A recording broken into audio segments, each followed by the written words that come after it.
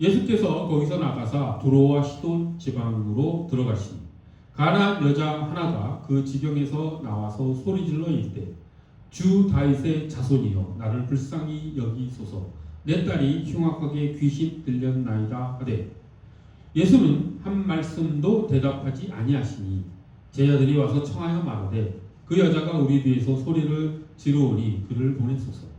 예수께서 대답하여 이르시되 나는 이스라엘 집의 잃어버린 양 외에는 다른 데로 보내심을 받지 아니하였노라 하시니 여자가 와서 예수께 절하며 이르되 주여 저를 도우소서. 대답하여 이르시되 자녀의 떡을 취하여 개들에게 던짐이 마땅하지 아니하니라. 여자가 이르되 주여 올소이다마는 개들도 제 주인의 상에서 떨어지는 부스러기를 먹나이다 하니 다 함께합니다. 이에 예수께서 대답하여 이르시되 여자여 내 믿음이 크도다 내 소원대로 되리라 하시니 그때로부터 그의 딸이 나음이라. 아멘. 리얼리즘이란 말이 있습니다. 사실주의 혹은 현실주의라고 번역할 수 있겠지요. 리얼리즘은 이제 현실을 있는 그대로 묘사하고 재현해내는 것을 말하죠. 오늘 본문이 우리 그리스도인들의 신앙생활에 대한 리얼리즘이라고 할 수 있습니다. 우리가 신앙생활 하는 데 있어서 맞닥뜨리게 되는 그 현실을 가장 적나라하게 보여주는 사건이고 이야기인 것입니다. 왜 그런지 오늘 본문 말씀이 왜 신앙의 리얼리즘을 이라고 할 수 있는지 살펴보는 시간을 갖도록 하겠습니다. 이제 한 여인이 가나안 여인이죠. 이방 민족인 가나안 여인이 유대인 랍비 예수님께 나와서 자기 딸이 귀신 들린 것을 고쳐달라고 합니다.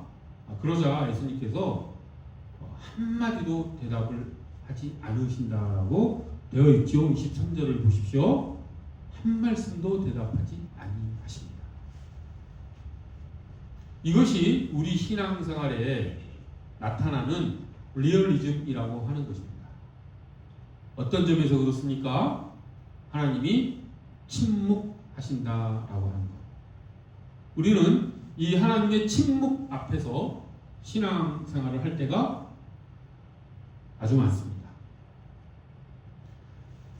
이렇게 하나님께서 침묵하시면 이제 신앙인들은 거기에 대해서 어떻게 반응해야 되는가? 그때 방황하는 경우가 많이 있지요. 그때 하나님의 침묵을 견디지 못하고 인내하지 못하고 하나님을 떠나는 사람들도 있습니다. 불신앙으로 빠져버리는 것이죠. 또는 믿지 않은 자들은 머리가 똑똑해서 이 하나님의 침묵을 보고 신은 존재하지 않는다라고 하면서 기독교를 믿지 않습니다. 신 자체를 믿지 않지요. 유물론에 계속 머무릅니다. 현실은 정말 하나님께서는 아무 말씀하지 않으시고 지내실 때가 너무 많은 것 같지요. 얼마 전에 일어난 무안공항의 그 사건을 보십시오. 그때 얼마나 기체가 비상 착륙한다는 것을 알았을 때 그 승객들이 무서웠겠습니까? 그 중에 그리스도인들은 얼마나 간절하게 하나님께 기도했겠습니까? 하나님은 침묵하셨고 사고는 벌어졌고 많은 사람이 목숨을 잃는 참사가 일어났습니다. 이런 사건을 보면서 믿지 않은 사람들은 신은 존재하지 않는다. 왜? 그 애타는 기도에 침묵하시기 때문이라고 말을 하지요. 우리 그리스도인들도 이 하나님의 침묵을 인내하지 못하고 방황하고 더 나쁘게는 하나님을 떠나는 경우가 있는 것입니다. 그것이 우리 신앙생활의 리얼리즘이라고 하는 것이죠.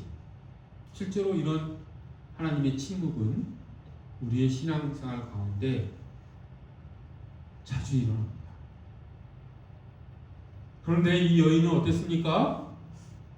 여인은 그 예수님의 침묵에도 불구하고 예수님께 나아갔습니다. 우리도 그래야 되겠죠? 하나님께서는 왜 침묵하시겠습니까? 우리가 그 하나님의 침묵을 알기 위해서는 십자가를 바라봐야 됩니다. 십자가에서 예수님께서 어찌하여 저를 버리셨나이까 라고 하는 예수 그리스도의 절규를 하나님은 대답하지 않으셨습니다. 침묵하셨지요. 하나님의 침묵 앞에서 해도 태양도 빛을 잃고 세상은 어둠에 휩싸여 버렸습니다. 온 천하가 다 침묵의 정막 속에 깃들어 버린 것이죠. 그때 예수님께서 느끼셨을 하나님의 침묵에 대한 그 절망은 얼마나 크셨겠습니까? 예수님은 그렇게 우리와 함께 사망의 음침한 골짜기로 내려가셨던 것이죠. 예수님도 하나님의 침묵 앞에서 고통스러운 시간을 보내셨던 것입니다. 우리가 보내는 그 하나님의 침묵에 우리가 얼마나 고통스럽습니까? 얼마나 견디기 힘듭니까? 예수님도 그렇게 하셨습니다. 그런데 그 하나님의 침묵 뒤에는 놀라운 하나님의 뜻이 있었다라고 하는 것을 우리는 알지요. 하나님의 침묵의 그 시간은 인류 역사상, 아니 온 우주의 역사상 가장 결정적인 변환이 일어난 시간이었습니다. 그 침묵 뒤에서 하나님은 일하셨고 하나님의 뜻이 그 침묵의 시간 동안 펼쳐졌던 것이죠. 그것이 무엇입니까? 죽음으로 죽음을 이기는 부활의 생명이 다시 예수 그리스도께 오고 온 인류에게 찾아오는 그런 변환의 시간이 이루어졌던 것이죠. 하나님의 침묵 뒤에는 하나님의 더 큰 뜻이 숨어 있었던 것입니다. 하나님께서 우리의 신앙생활 가운데 우리의 기도에 응답하지 아니하시고 우리가 아무리 하나님을 불러도 대답이 없는 것 같이 느껴질 때는 분명히 하나님은 더 중요한 것, 더 가치 있는 것, 더 의미 있는 것을 우리에게 주시려고 하나님께서 열심을 내고 계시는 시간이라고 하는 것을 우리가 꼭 명심했으면 좋겠습니다. 그것이 하나님의 침묵의 의미입니다. 하나님의 침묵은 단순한 침묵이 아니라 하나님의 더 큰 뜻을 우리가 발견해내기를 하나님께서는 원하시는 것입니다. 그것이 신앙입니다. 하나님의 침묵 뒤에 숨겨진 하나님의 뜻을 발견해내는 것, 그것이 신앙이라고 하는 것이죠.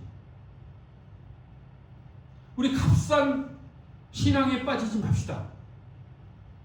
우리가 기도하고 우리가 간청하면 하나님이 다 들어주셔야 되는 그런 식의 신앙에 빠지지 맙시다. 기도 응답을 받은 것이 마치 믿음이 좋은 것처럼 그렇게 신앙생활을 하지 않았으면 좋겠습니다. 물론 기도 응답도 받아야 되겠죠. 하지만 하나님이 때로는 침묵하실 때도 있지 않습니까?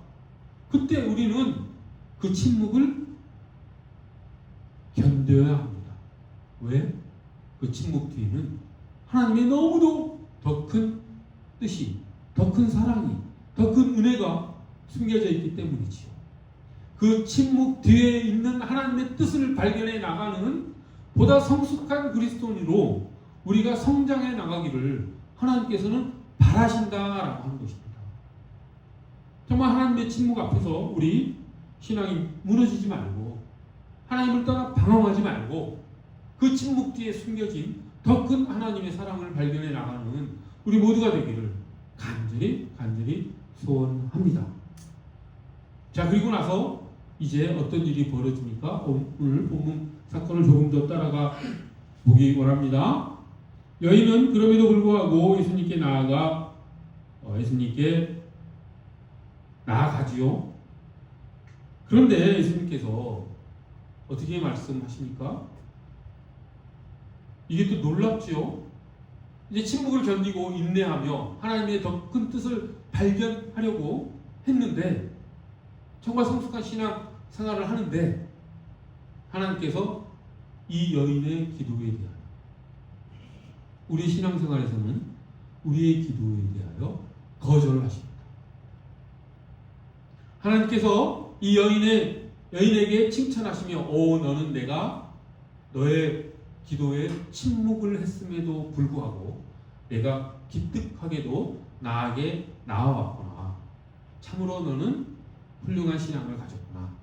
라고 하시면서 기도에 대한 응답을 해주신 것이 아니라 예수님은 아주 냉정하게 아주 싸늘하게 그 여인의 기도에 거절하시지요. 예수님께서 뭐라고 말씀하십니까?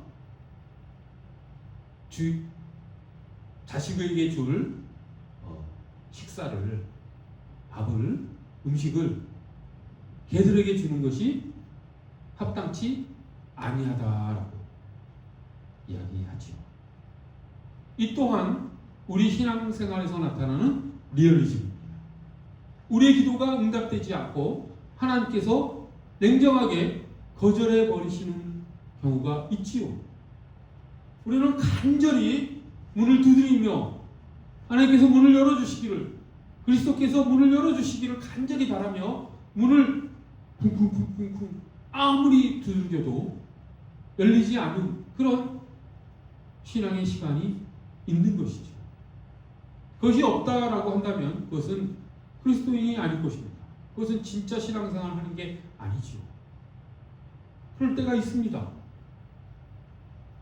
그 하나님의 거절에 대한 반응이 또한 하나님의 우리에게 주시는 은혜라는 것을 우리가 또 깨달았으면 좋겠습니다. 하나님의 거절에 대해 거절이 일어났을 때 사람들이 또 하나님을 떠나는 경우가 발생하지요. 하나님을 원망하고 어찌하여 제게 이렇게 하십니까? 라고 불평불만하며 방황하는 그런 시간을 우리가 보내기도 합니다. 근데 예수님은 왜 이렇게 냉정하고 냉혹하기까지 한 대답을 하셨을까요? 자녀에게 먹을 음식을 개들에게 주는 것은 합당치 아니하다. 이렇게까지 아주 싸늘한 응답을 하신 이유가 무엇이겠습니까? 그것은 이 여인을 위한 것입니다. 여인의 반응을 보시기 위한 것입니다. 여인이 올바른 반응을 하기를 원하신 것입니다. 다행스럽게도 아주 훌륭하게도 이 여인은 가장 좋은 반응을 했지요. 어떻게 반응합니까? 주여, 주님이 옳습니다 라고 대답합니다. 27절에 보십시오. 주여, 옳습니다 라고 대답하죠. 자, 이것이 우리 그리스도인들이 하나님께 가져야 할 올바른 자세요, 태도요, 신앙입니다. 우리의 기도가, 우리의 원함이, 우리의 소원이 하나님께서 그 소원이 들어지지 않으셨을 때, 그 소원이 막혔을 때, 그때 하나님을 원망하거나 불만하거나 내 권리 주장을 하는 것이 아니라 하나님의 그 뜻에 순종하는 것, 수긍하는 것, 이것을 하나님께서는 우리에게 원하신다라고 하는 것이죠. 어렵습니다. 쉽지 않습니다. 하나님이 어떠한 환경과 상황을 우리에게 만들어내신다 하더라도 그것을 수긍할 줄 아는 신앙, 그것이 진짜 신앙이라고 하는 것이죠. 오늘날 현대인들은 권리의식이 역사상 그 어느 때보다도 가장 발달한 시대를 살고 있습니다. 권리의식이 어마어마합니다. 한 번이라도 우리가 신앙생활을 해나가는 데 있어서 안 좋은 일이 생기면 하나님께 내 권리 주장을 하지요. 하나님 왜 제 기도를 들어주지 않습니까? 라고 하나님께 따져 들어갑니다. 우리는 하나님 앞에서 내 권리를 주장하는 것이죠. 그래서 C.S. 루이스는 피고석의 하나님이라는 책을 썼지요. 이게 무슨 의미냐면은 하나님을 피고석에 앉혀놓고 현대인들은 하나님께 따지는 그런 신앙생활을 한다라는 의미입니다. 고대인들은 그렇지 않았다라고 하죠. 고대인들은 하나님 앞에 나서기를 두려워했습니다. 하나님을 경외할 줄 알았죠. 하나님 앞에 자기가 피고인 것으로 나아갔습니다. 자신이 피고이고 하나님이 재판적인 그런 하나님과의 관계 속에서 신앙생활을 했는데, 오늘날 현대인들은 그 역사상 너무도 발달한 권리의식으로 인해 하나님을 피고색에 앉혀버리는 것이죠. 그리고 하나님께 따집니다. 하나님 왜 그러셨습니까? 하나님 왜 제 일이 이럴 수 있습니까? 하나님 제 기도에 그렇게 응답하시면 되겠습니까? 하나님은 선하시고 하나님은 능력이 있으시고 하나님은 전능하신데 왜 이런 저의 자그마한 기도도 안 들어주십니까? 하나님은 전능하지 않으신 게 아닙니까? 하나님은 선하지 않으신 게 아닙니까? 어떻게 저에게 이러실 수 있습니까? 라고 따져드는 것이죠. 피고석에 하나님을 앉혀놓고 신앙생활을 하는 현대인들의 모습을 볼 수 있습니다. 오늘날 그리스도인들의 착각이죠.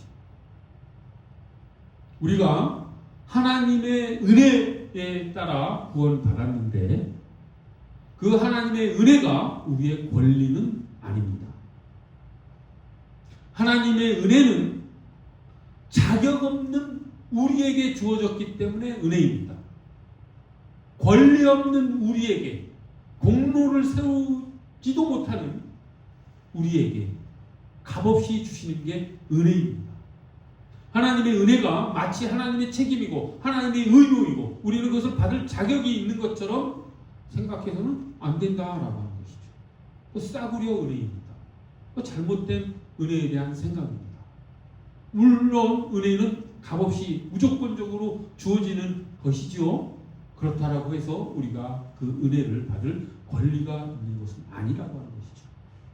우리가 하나님 앞에 나아갈 때는 빈손으로 나아가야 된다라고 하는 것입니다. 이 여인은 그렇게 나아간 것이죠. 그렇게 하나님께서 내곡한 말씀을 하셨음에도 불구하고 자녀에게 줄 음식을 개들에게 주는 것은 합당치 아니하다라고 하는 대단히 모욕적인 말을 이 여인에게 했음에도 불구하고 이 여인은 예수님의 그 말씀이 옳다라고 수긍을 인정을 합니다. 이것이 우리 그리스도인들이 기본적으로 근원적으로 예수님께 하나님께 가져야 될 태도라고 하는 것이죠. 우리가 하나님께 바랄 수 있는 것은 우리의 권리의식이 아니라 하나님의 긍휼하심이 여기심, 하나님의 사랑을 우리가 강구할 수 있는 것이죠. 우리가 어떻게 하나님께 우리의 권리를 주장하겠습니까? 그 권리의식을 내려놓는 것이 신앙입니다. 하나님이 우리의 기도를 거절하셨을 때 그 거절하신 하나님의 그 응답에 대해 수긍할 줄 아는 그런 마음, 그런 믿음, 그런 신앙이 우리가 가져야 될 진정한 신앙이라고 하는 것이죠. 하나님 앞에 빈손으로 나아가는 자세, 태도, 이것을 하나님께서는 우리에게 요구하신다라고 하는 것이죠. 물론 신앙의 초반기 때 어린 신앙을 가진 사람들에게는 하나님께서 이렇게 반응하지 않으시지요. 그래서 신앙생활을 일대기를 쭉 한 사람의 일대기를 쭉 살펴봤을 때 초반기에는 하나님께서 기도를 잘 들어주시죠. 하지만 신앙이 성숙하면 성숙할수록 하나님의 기도 응답이 이루어지지 않을 때가 많습니다. 하나님이 침묵하실 때도 많습니다. 하나님이 침묵하지 않으시고 하나님께서 기도 응답을 거절하지 않으시는 그런 신앙생활을 한다라고 한다면 하나님이 나를 아직 어리게 보시는구나 라고 이렇게 판단할 수 있는 것이죠. 하나님의 침묵이 우리 앞에 있습니까? 하나님의 거절이 우리 앞에 있습니까? 그렇다라고 한다면 하나님의 침묵 뒤에 감춰진 더 큰 하나님의 뜻을 발견해 나갑시다. 하나님께서 우리의 기도에 응답하지 않으신다면, 하나님께서 우리의 기도를 거절하신다면 우리 하나님의 그 주권을 인정하는 우리의 삶의 태도로 바꾸어 나갑시다. 내 권리 주장을 하는 것이 아니라 하나님의 주권을 인정하는 신앙으로 바꿔 나갑시다. 그것이 하나님께서 우리에게 요구하시는 것입니다. 그렇게 했을 때 우리 삶은 더욱더 성숙해지는 것이고, 그때 십자가에서 인류 역사상 가장 큰 변혁이 일어나는 것처럼 우리의 삶에도 변혁이 일어납니다. 십자가에서의 죽으심이 죽음을 통한 승리였듯이, 죽음이 죽음을 이긴 것이었듯이, 부활로 다시 생명이 탄생한 것이었듯이, 우리 또한 하나님의 침묵을 견디고 하나님의 거절에 대한 주님의 주권을 인정할 때 우리 삶에, 우리 존재에 진정한 변화가, 변혁이 일어날 것입니다. 우리는 하나님께서 우리를 그렇게 다뤄나가실 것이라는 것을 바라보며 오히려 하나님의 침묵과 거절을 소망으로 알고 그 침묵과 거절 뒤에 있는 더 크신 하나님의 사랑을 붙잡고 나아가는 우리 모두가 되기를 간절히 소원합니다. 우리 현실 속에서 일어나는 하나님의 침묵의 시간에 승리하는 우리 모두가 되기를 간절히 바랍니다. 세상 사람들은 그걸 모릅니다. 하나님의 침묵 속에서 그저 신은 없다라고 생각하며 그냥 막 살아갑니다. 우리 그러지 말고 하나님의 침묵이 하나님의 사랑임을 우리가 몸소 체험하고 경험하며 살아나가기를 간절히 소원합니다. 기도하겠습니다. 거룩하고 자비로우신 하나님 아버지, 한 가나안 여인의 기도에 대한 간청에 대한 예수 그리스도의 침묵과 거절을 우리가 밟았습니다. 하나님, 그 침묵과 거절 뒤에는 더 크신 하나님의 사랑이 있었음을, 더 크신 하나님의 은혜가 있었음을 또한 저희가 알게 되었사오니, 하나님, 우리의 신앙이 하나님의 침묵 뒤에 숨겨진 하나님의 더 크신 뜻을 발견해 나가는 성숙한 신앙이 되게 하여 주옵시고, 하나님의 우리 기도에 대한 거절이 하나님의 주권에 대한 진정한 인정을, 하나님의 말씀에 대한 진정한 순종을 우리가 하기를 원하시는 하나님의 뜻임을 저희가 알고 그렇게 성장해 나아가는 신앙으로 나아가기를 간절히 소원하오니 우리를 그렇게 인도해 주시옵소서. 감사드리며 예수 그리스도의 이름 받들어 기도드립니다.